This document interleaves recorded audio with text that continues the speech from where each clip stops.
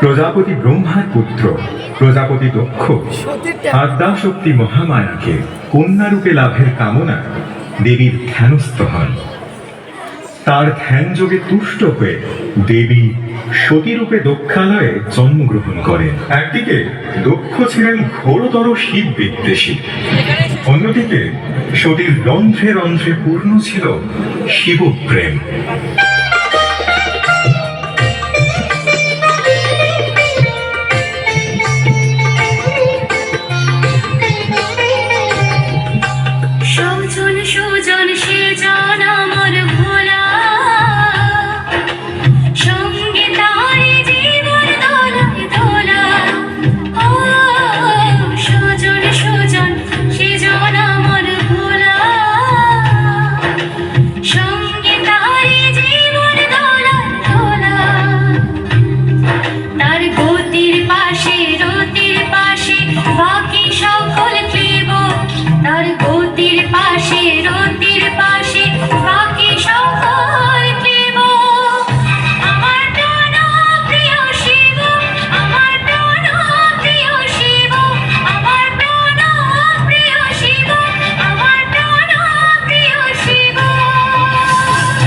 নিজ ইচ্ছাকে কি বা খণ্ডাতে পারে?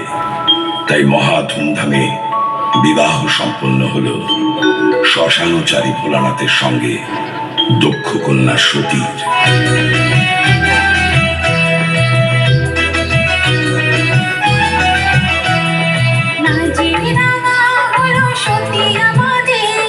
শিবের সাথে বিয়ে হবে আজ রাতে, শিবের গলায় মালা দেবে আজ রাতে।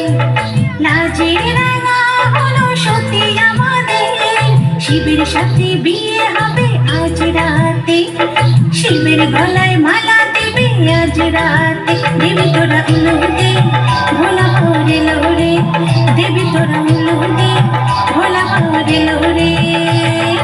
আকাশ থেকে হলো ফুলের বৃষ্টি, আকাশ থেকে হলো ফুলের বৃষ্টি, সতী ভোলাকে পাবে আজ রাতে, আরে ভোলা সতীকে পাবে আজ রাতে। আমি জীববন্তাই খুশিতে মাগে। ওম প্রজাপতি ঋষি অনুষ্ঠুপ ছন্দ বিবাহ কর্মে বিনিয়োগ।